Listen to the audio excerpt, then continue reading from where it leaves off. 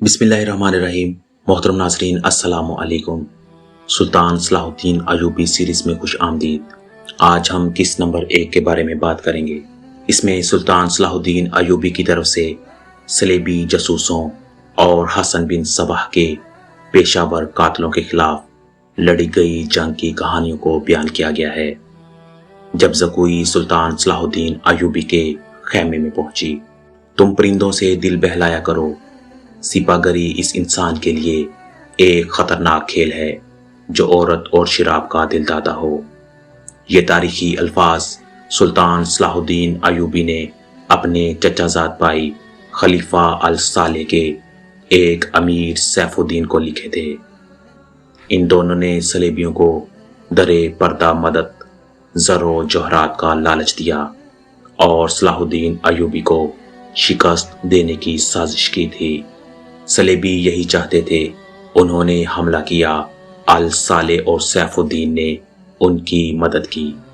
सलाहुद्दीन अयूबी ने इन सब को शिकस्त दी। अमीर सैफुद्दीन अपना मालो मता छोड़कर भागा। इसकी जाती खैमागाह से रंग बरंगे परिंदे, हसीन और जवान रक्साएं और गाने वालियां, साज और साजिंदे शराब के मटके पर आमद हुए। सुल्तान ने परिंदों, गाने वालियों और साजिंदों को आज़ाद कर दिया और अमीर सैफुद्दीन को इस मज़मून का ख़त लिख दिया।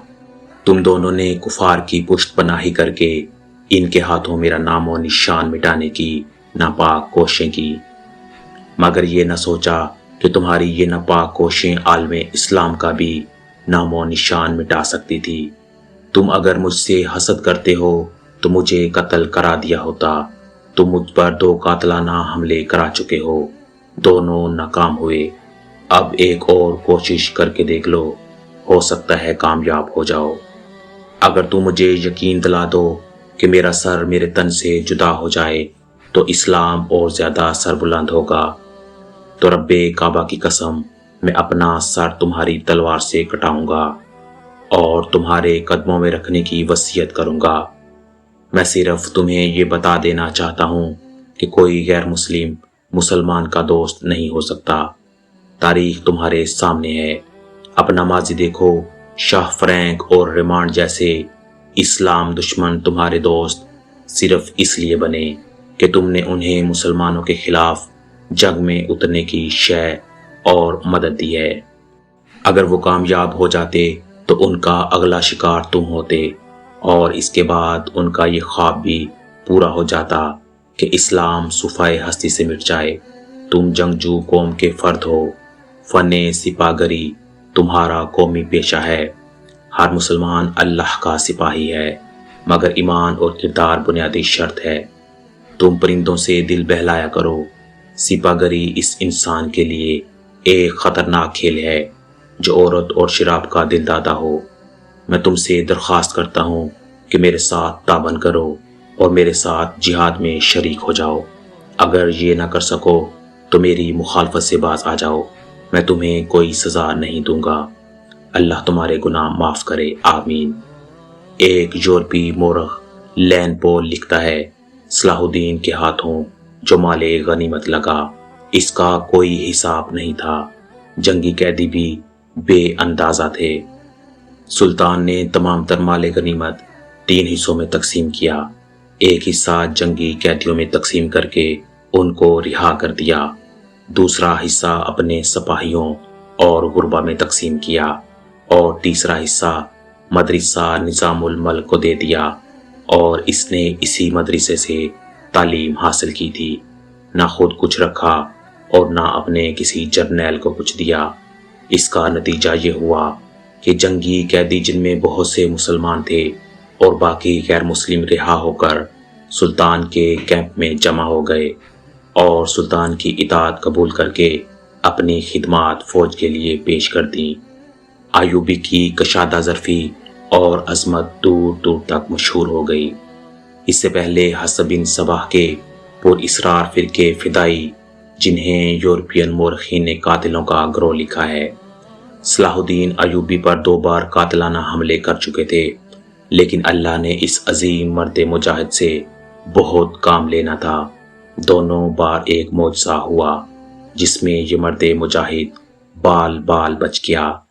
سلطان پر تیسرا قاتلانہ حملہ اس وقت ہوا جب وہ اپنے مسلمان بھائیوں اور صلیبیوں کی سازش کی چٹان کو شمشیر سے ریزہ ریزہ کر چکا تھا۔ امیر سیف الدین میدان جنگ سے بھاگ گیا تھا، مگر وہ سلطان کے خلاف بغض اور کینہ سے باز نہ آیا۔ اس نے حسن بن صباح کے قاتل فرقے کی مدد حاصل کی۔ حسن بن صباح کا فرقہ اسلام کی آستین میں سام کی طرح پل رہا تھا۔ اس کا تفصیلی تعارف بہت ہی طویل ہے، مختصر یہ کہ جس طرح زمین سورج سے دور ہو کر گناہوں کا گہوارہ بن گئی ہے، اسی طرح ایک حسن بن صباح نامی ایک شخص نے اسلام سے الگ ہو کر نبیوں اور پیغمبروں والی عظمت حاصل کرنے کا منصوبہ بنایا۔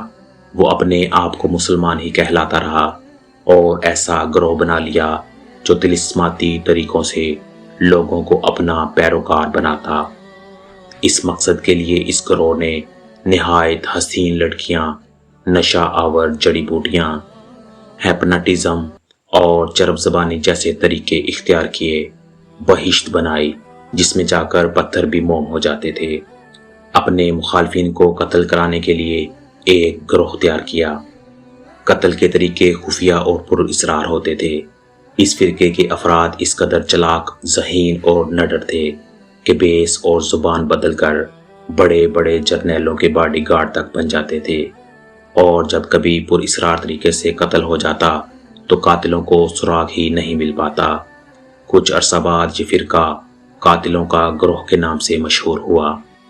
یہ لوگ سیاسی قتل کے ماہر تھے، زہر بھی استعمال کیا کرتے تھے جو حسین لڑکیوں کے ہاتھوں شراب میں دیا جاتا تھا۔ بہت مدت تک یہ فرقہ اسی مقصد کے لیے استعمال ہوتا رہا۔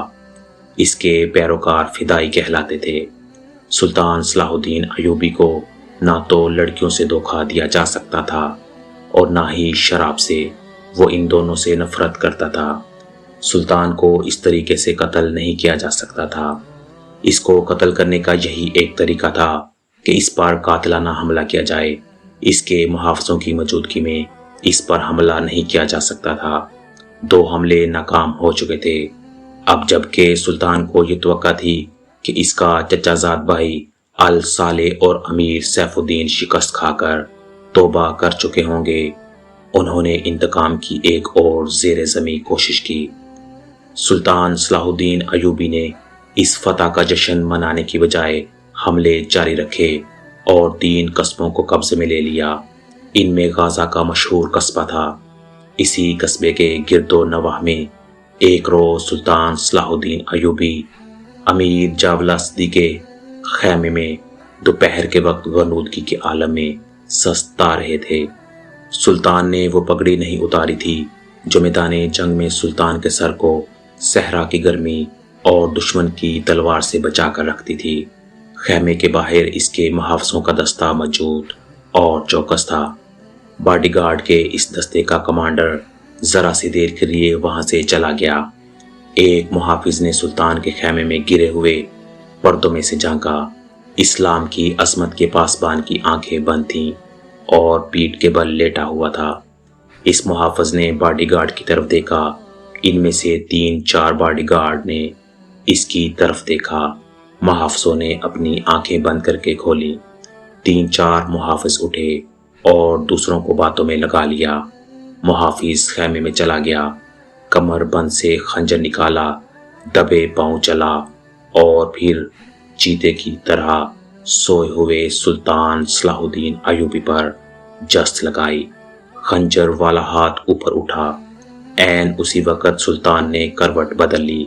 یہ نہیں بتایا جا سکتا کہ حملہ آور خنجر کہاں مارنا چاہتا تھا، دل میں یا سینے میں، مگر ہوا یوں کہ خنجر سلطان کی پگڑی کے بلائی حصے میں اتر گیا اور سر بال برابر جتنا دور رہا اور پگڑی سر سے اتر گئی۔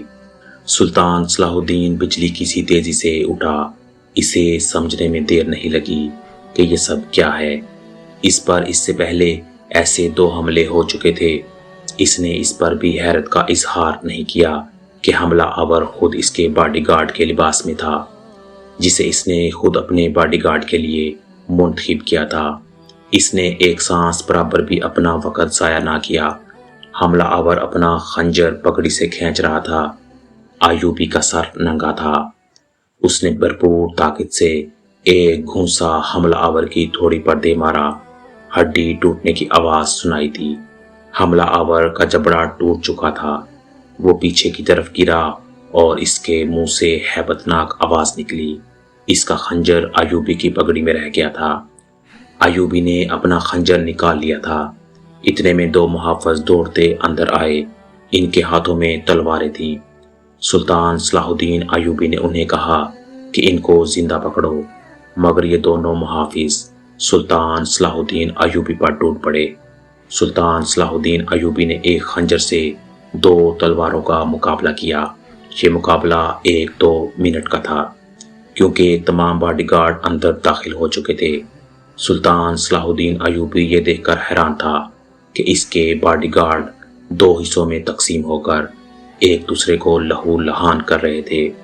اسے چونکہ معلوم نہ تھا کہ ان میں اس کا دشمن کون اور دوست کون ہے، وہ اس معرکہ میں شامل نہ ہوا۔ کچھ دیر بعد جب باڈی گارڈ میں سے چند ایک مارے گئے، کچھ بھاگ گئے، کچھ زخمی ہوئے، تو انکشاف ہوا کہ یہ جو دستہ سلطان صلاح الدین ایوبی کی حفاظت پر مامور تھا، اس میں 7 محافظ فدائی تھے جو سلطان صلاح الدین ایوبی کو قتل کرنا چاہتے تھے۔ انہوں نے اس کام کے لیے صرف ایک فدائی کو اندر خیمے میں بھیجا تھا۔ اندر صورتحال بدل گئی تو دوسرے بھی اندر چلے گئے۔ اصل محافظ بھی اندر چلے گئے۔ وہ صورتحال سمجھ گئے اور سلطان صلاح الدین ایوبی بچ گیا۔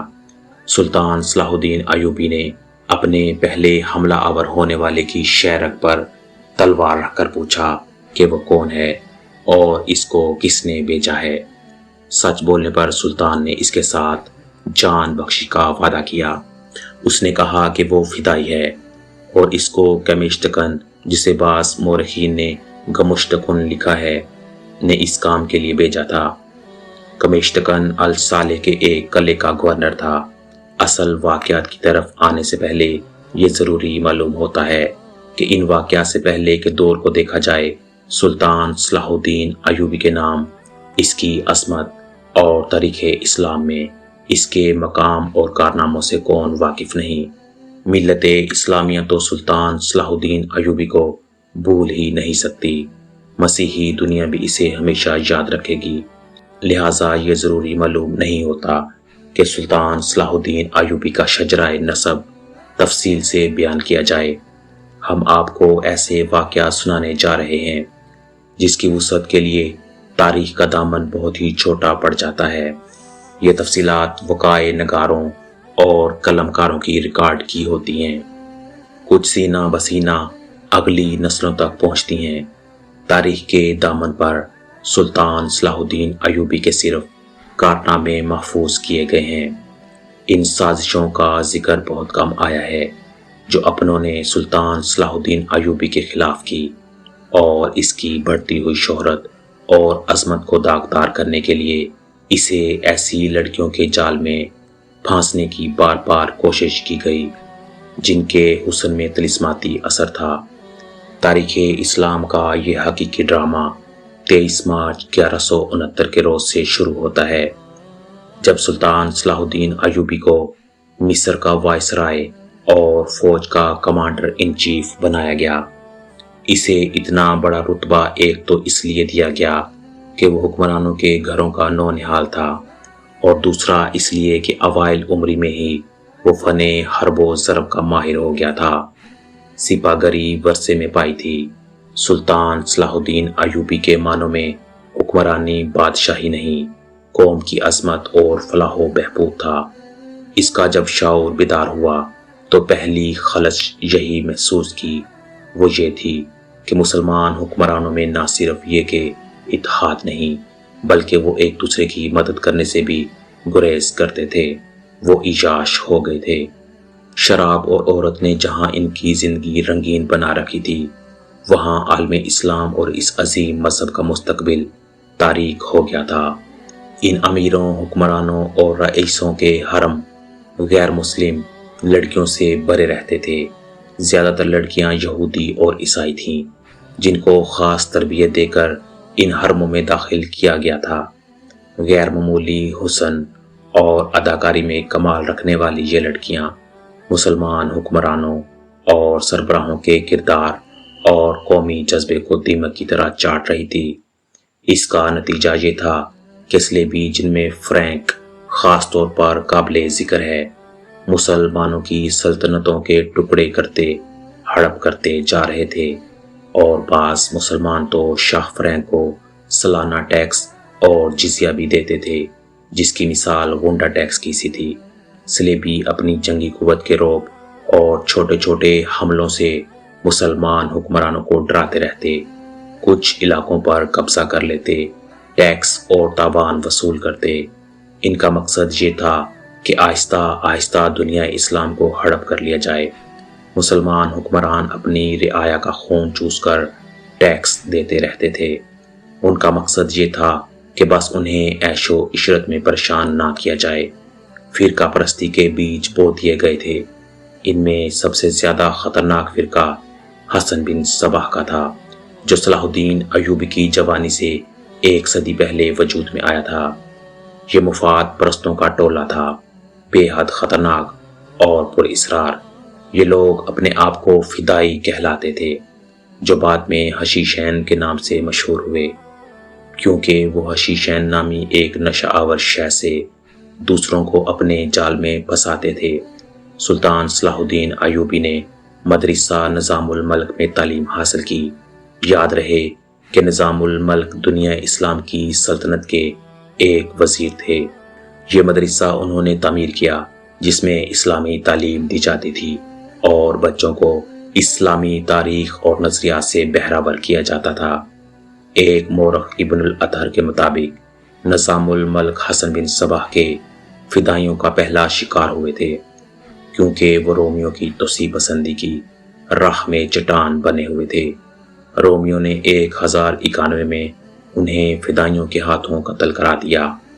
उनका मदरसा कायम रहा और सुल्तान सलाहुद्दीन अयूबी ने वहीं तालीम हासिल की।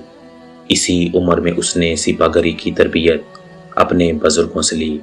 नूरुद्दीन जंगी ने इसको जंगी चालें सिखाईं, मुल्क के इंतजामात के सबक दिए और डिप्लोमेसी में महारत दी। इस तलीबों तरबियत ने इसके अंदर वो जज्बा पैदा कर दिया जिसने आगे चलकर इसे स्लेबियों के लिए बिजली बना दिया। अवाइल जवानी में ही उसने वो जहानत और अहलियत हासिल कर ली थी जो एक सलारे अजीम के लिए ज़रूरी होती है। सुल्तान सलाहुद्दीन अयूबी ने फ़न हरबो ज़रब में जासूस, गुरीला और कमांडो ऑपरेशन को ख़ासूसी अहमियत दी। इसने देख लिया था कि स्लेबी जासूसी की मैदान में आगे निकल गए हैं और वो मुसलमानों के नज़रियात पर निहायत कारगर हमले कर रहे हैं। सुल्तान सलाहुद्दीन नज़रियात के महाज पर लड़ना चाहता था, जिसमें तलवार इस्तेमाल नहीं होती थी। इन वाक़यात में आगे चलकर आप देखेंगे कि सुल्तान सलाहुद्दीन अयूबी की तलवार का वार तो गहरा होता ही था, इसकी मोहब्बत का वार इससे कहीं ज़्यादा मार करता था। इसके लिए तहम्मुल और बुर्दबारी की ज़रूरत होती है, जो सुल्तान सलाहुद्दीन अयूबी ने अवाइल उम्र में ही अपने आप में पैदा कर ली थी। सुल्तान सलाहुद्दीन को जब मिस्र का वायसराय बनाकर भेजा गया तो इन सीनियर अफसरों ने हगामा बर्पा कर दिया, जो इस ओहदे की आस लगाए बैठे हुए थे।